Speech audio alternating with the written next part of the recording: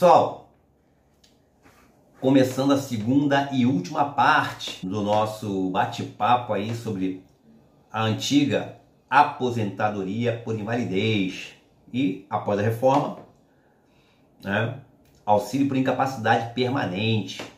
Aqui eu vou falar como é que ficou o poder, né, aquisitivo antes da reforma, com a reforma. Aí vamos ver se houve uma perda ou não, se foi benéfico ou não, se o governo fechou a torneira ou não após essa reforma da Previdência. Vai ter a parte de cálculos também aí, com exemplos, sempre fica mais didático. Eu sempre venho depois com exemplo ali para dar uma esclarecida. Ok? Eu parei na primeira parte ali, isenção de perícia, ou seja, não vai haver perícia. Vamos adentrar nesse assunto agora. A aposentadoria por incapacidade permanente será concedida a partir do dia imediato à cessação do auxílio por incapacidade temporária, ou seja, antigo auxílio doença. Como eu falei, aquela conexão, auxílio doença primeiro, aí vai, pede continuidade do auxílio doença, vê que não tem mais jeito, irreversível mesmo, não vai voltar, aí aposenta, né? Antiga aposentadoria por invalidez. Então, a aposentadoria por incapacidade permanente será concedida a partir do imediato, da imediata cessação do auxílio, do antigo auxílio doença. Cessou ali, aposenta, ou, exceto, quando tiver a confirmação desde a perícia médica inicial. Foi lá fazer perícia, o perito já, ó, caixão em vela preta, vai se aposentar mesmo, não vai ter jeito. Esse aqui, o senhor não tem condições de trabalhar, o senhor não está com a sua ampla capacidade laboral. Tá? Isso aí não vai ter jeito, o senhor vai se aposentar. Está onde isso? Artigo 43, parágrafo 5º da Lei de Benefícios 82.13 de 91. Diz o seguinte: a aposentadoria por invalidez será devida a partir do dia imediato ao da cessação do auxílio-doença. Acabou o auxílio-doença, aposentadoria por invalidez. Ressalvado o disposto nos parágrafos 1º, 2º e 3º deste artigo. Parágrafo 5º. Vamos falar agora da isenção de perícia. A pessoa com HIV/AIDS é dispensada da avaliação referida no parágrafo 4º deste artigo. Qual é? O segurado aposentado por invalidez poderá ser convocado a qualquer momento para avaliação das condições que ensejaram o afastamento ou a aposentadoria, concedida judicial ou administrativamente. Por que judicial? Quando você entra com requerimento, auxílio-doença, aposentadoria por invalidez, e a perícia do INSS fala assim, não, está apto. O que você faz? Via judicial, Justiça Federal, o juiz vai decretar lá um médico totalmente imparcial, não é o seu médico, nem o médico do INSS, o juiz federal que vai nomear lá um médico, e ele vai te dar, não, ele está mal sim, tal, auxílio-doença, ou então não tem condições de trabalho, aposentadoria por invalidez. Por isso que está aqui, concedida judicial ou administrativa, porque nem sempre o INSS reconhece, tá?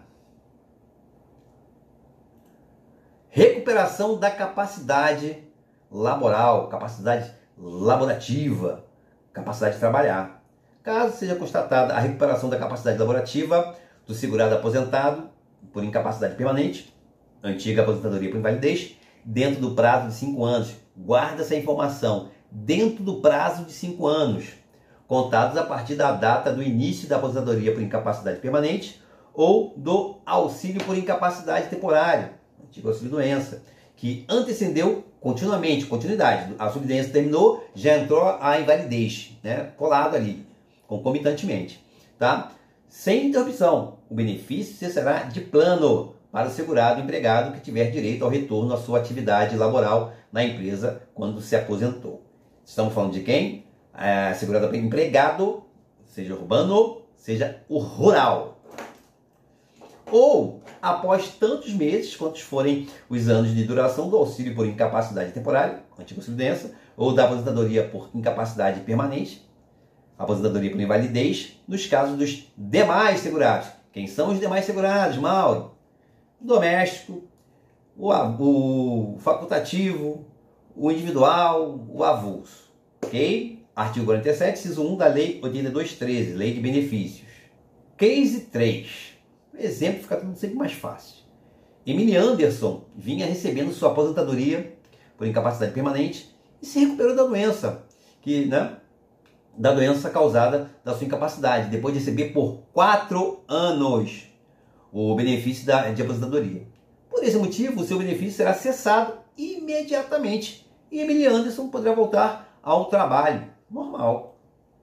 Contudo, caso a recuperação de Emily Anderson seja parcial, ou seja, ele volta, mas com limitações, tá? Primeiro caso, ou depois do período de 5 anos, segundo caso, ou ainda quando o segurado for declarado apto para a atividade laboral, diferente da qual habitualmente praticava. É a adaptação, aquele exemplo que eu dei do vigilante que tentaram invadir a empresa, trocar de tiro, ele ficou cadeirante.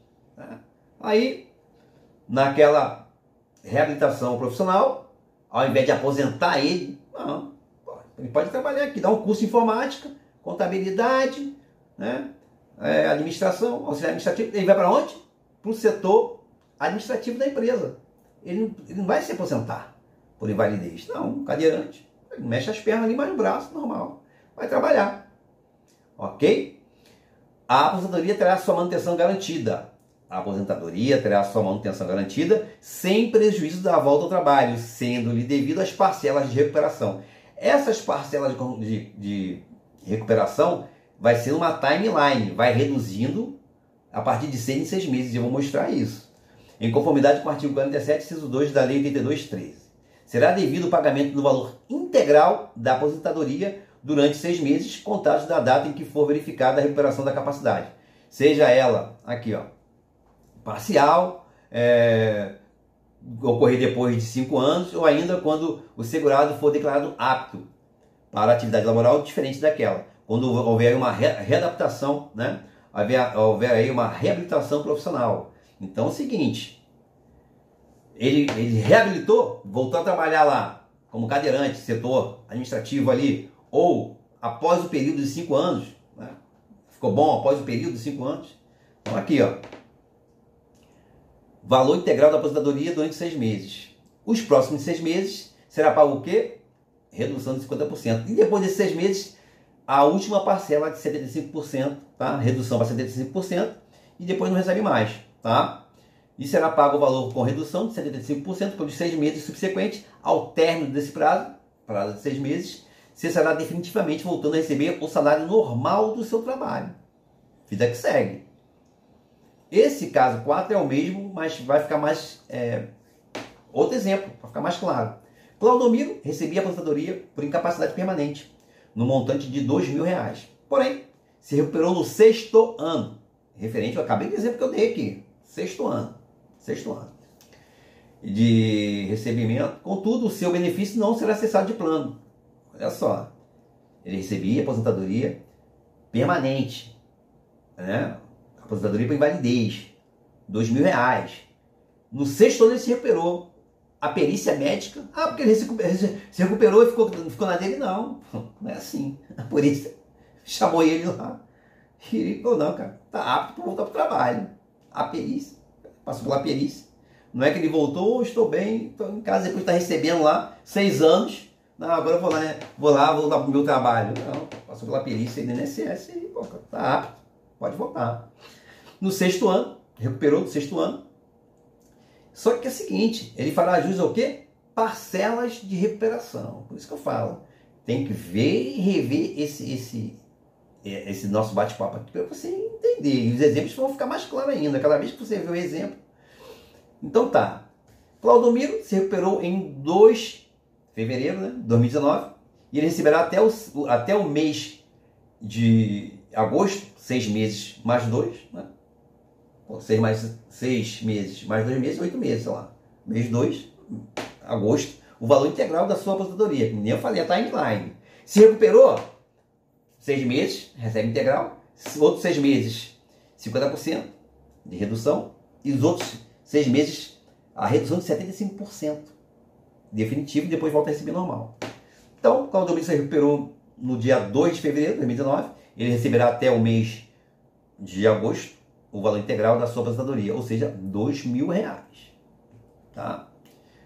De 9 de setembro, no caso, 2019, até 3 de 2020, mais 6 meses, receberá o valor reduzido da metade, ou seja, 50%, R$1.000. De 4 de 2020 a outubro de 2020, receberá o valor reduzido de 75%, ou seja, R$500. E ao término desse prazo, Claudomiro volta a receber o salário de sua atividade laboral. Ele não voltou a trabalhar? Então, ele vai ter a parcela de recuperação ali, ó. Acabou, meu filho. É o salário normal. A vida segue normalmente. Ok? Vamos para os cálculos. Antes da reforma da Previdência, ou seja, até dia 12 de novembro de 2019, os cálculos eram feitos com a média aritmética simples. Você vai ver sempre essa sigla aí, MAS. Dos 80% maiores salários de contribuição, tá? Desde julho de 94, sendo corrigida monetariamente até os dias de hoje. Tá? E era descartado o quê? Os 20% de contribuições menores. Pô, cara, mas por que, Mauro, mas por que tem essas contribuições menores e depois fica só 80% das maiores? Tem que entender o seguinte, quando você começa a trabalhar, né, estagiário na empresa ali, depois, né, você tem a promoçãozinha ali, vai tendo outra promoçãozinha ali, tá, auxiliar de escritório, aí já daqui a pouco já está no escritório mesmo, não é auxiliar, você é o chefe da repartição, enfim. Então, quer dizer, não tem como você comparar o teu salário, né, de estagiário ali na sua firma e depois, né, de 20 anos na firma, você já como chefe de departamento ali. Então, realmente é uma diferença de salário ali. Então, era descartado o quê? As 20 menores contribuições. As pessoas têm que te explicar isso. E eu estou aqui para isso, para te explicar, para você entender. Então, isso que é descartado antes da reforma. E quem tem direito adquirido, aí se cálculo. Antes da reforma, descartava os 20 menores por cento. Por mais que você começou em um lugar, comecei ali, meu primeiro emprego ali e tal, naquele escritório advocatício ganhando X ali, um piso ali, um piso. Aí mudei de escritório aqui, mudei para outro escritório, vai tendo tempo, vai tendo experiência, vai tendo especialidade, pós-graduação, mestrado, doutorado, não sei o quê, daqui a pouco ele abre o seu próprio escritório. Não muda o salário? Não tem como se comparar você no início de uma carreira com você no final, depois de 30 anos aí, trabalhando 40 anos, enfim. Então por isso que era, no antigo cálculo da reforma da Previdência, eram descartadas essas 20 contribuições menores. Então tem que te explicar isso. Isso antes da reforma da Previdência. Veja, a nova Previdência entrou em vigor na data da publicação, né, da Emenda Constitucional 103, 13 de novembro de 2019. As novas regras valem tanto para segurados do regime geral como o regime próprio, tá? Da União, ok? Da União. Questão de prova aí, estados, municípios, não, da União. Emenda Constitucional referente à União. Só que tem um detalhe, cara. Todo mundo fala de julho de 94 como referência, né, para a base de cálculos. Período básico de cálculo, PBC. Mas ninguém te explica por quê. Por que, Mauro? O Plano Real foi um grande plano de estabilização da economia brasileira lançado durante o governo Itamar Franco. No primeiro semestre de 94, foram implantadas medidas que conseguiram estabilizar a economia brasileira e colocar fim à crise de hiperinflação. Então não adianta você querer um cálculo antes de 94, porque a inflação não tinha como você fazer um cálculo, não tinha como fazer uma tabela. Então depois da estabilização, 94, ficou o quê? Sendo o quê? Um período básico de cálculo. Né? Então essa data aí você vai sempre ver, cara. Não vai ter jeito. De julho de 94 para cá, as pessoas só falam isso. 94 para cá, 94 para cá. Por quê? Porque foi do nada essa data? Por quê? Podia ser 93, 90? Não, 94 para cá, porque antes, né, o Brasil conseguiu sair dessa hiperinflação e normalizou. E vai até os dias de hoje, tá? Hiperinflação que atingiu o país desde a década de 80. Hiperinflação, quer dizer, em 94 houve o quê? Uma estabilidade. Então, a referência, PBC, período básico de cálculo, 94. Esclarecido? Seguinte. Portanto, era multiplicado pelo coeficiente de 100% do valor da média aritmética simples antes de extraída. Vamos ficar mais fácil sempre com um exemplo. RMI, que quer dizer? Remuneração, né, mensal inicial. Quando você começa a receber o benefício. Era o quê? A média aritmética dos 80% dos maiores salários, eram descartados os 20 menores. né? SC, salário de contribuição, e vezes 100%. Renda mensal, média de médica simples, salário de contribuição. Ok? Vamos para os exemplos aqui. Marinalva tem 18 anos de contribuição. Opa, mulher tem no mínimo 15 anos. Então ela já está com 3 anos aí a mais. Marinalva tem 18 anos de contribuição, previdência social, e foi acometida de uma patologia grave, comprovado por meio de laudo médico, estando incapacitada absolutamente para toda e qualquer atividade laboral de forma permanente, absoluta. A média de todos os seus salários de contribuição durante o tempo de contribuição trabalhado por Marinalva foi de R$2.000. Porém, antes da reforma da Previdência, os 80% maiores salários de Marinalva foram de quê? R$2.200, sendo descartados os 20 menores salários de contribuição. Por quê? Porque aquele inicial, início de carreira ali e tal, então eram descartados. Para quem tem direito adquirido antes da reforma, o cálculo é esse. Utilizando as regras de antes da reforma da Previdência, Marinalva receberia precisamente R$2.200, vou explicar, de benefícios mensais de aposentadoria por incapacidade permanente, com o devido reajuste anual, consequência dos aumentos aí da salário mínimo aí. Até porque o valor seria de 100% da média calculada, ok? A renda mensal inicial, 2.200, né? Que é a média aritmética simples dos 80 maiores salários de contribuição, vezes 100%. Tá? Então, 2.200 vezes 100%, pô, 2.200, isso é matemática, não é nem direito. Agora vamos para os outros casos aqui. Após a reforma, pegando o exemplo da Marinalva, com o advento da reforma da Previdência, a média aritmética passou a ser calculada sobre todos os salários mínimos, sobre todos os salários de contribuição, sem o descarte dos 20%, tá? Que é aqueles 20% dos menores salários de contribuição. 100% de salário de contribuição de julho de 94 para cá, tá?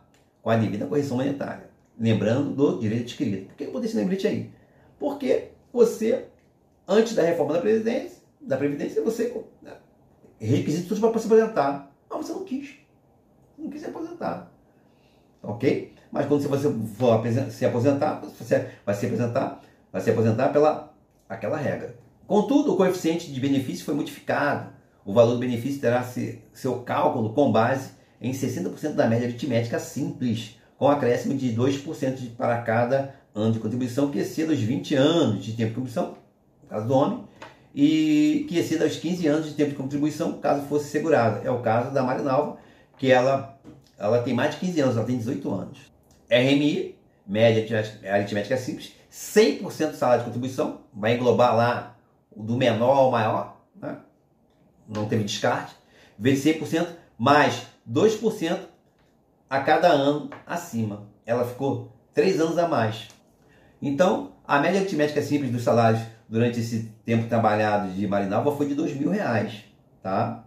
Com a média, 100% a média. Com as regras da reforma da Previdência, a Marinalva receberia 60% mais 6%. Que 6% é esse? 2% vezes 3 anos acima dos 15 anos de contribuição. Então, vai ser 67% de 2.000. Ela vai receber, após a reforma da Previdência, 1.320. Ok? Antes da reforma, 2.200. Com a reforma, 1.320. Tá? No exemplo dela aqui. Esse é o valor da aposentadoria por invalidez de Marinalva, exceto o caso de natureza acidentária, em que o coeficiente será de 100% da média aritmética simples antes extraída. Vamos à fórmula. RMI, renda mensal inicial, média aritmética simples, 100% do salário de contribuição, vezes 100. Fundamentação legal, artigo 26, parágrafo 3º, inciso 2 da Emenda Constitucional 103. Tomando Marinalva para explicar. A média de todos os salários durante esse tempo laboral foi de 2.000. Devido às novas regras para a aposentadoria por incapacidade permanente, de forma acidentária, competência da Justiça Comum Estadual, Marinalva receberia 100% de 2.000. Veja, Marinalva receberia uma aposentadoria por invalidez acidentária no valor de R$2.000. Então, nós podemos perceber a variação da pensão de Marinalva, né? Antes da reforma da Previdência, depois da reforma da Previdência, e no caso de natureza acidentária, R$ 2.200 antes da reforma, R$ 1.320 com a reforma da Previdência, os cálculos, né? E R$ 2.000 de natureza acidentária. Tá? Aí você pode tirar suas conclusões aí. Cheguei ao fim, espero que vocês, antes de procurar ver qualquer doutrina, né, assistir qualquer outra palestra aí nessa temática, assista umas 2 vezes, que eu sempre falo, nada substitui um bom livro, uma boa doutrina previdenciária, ok? Procure aqui mais se adapte à sua didática, né? Eu até vou fazer aí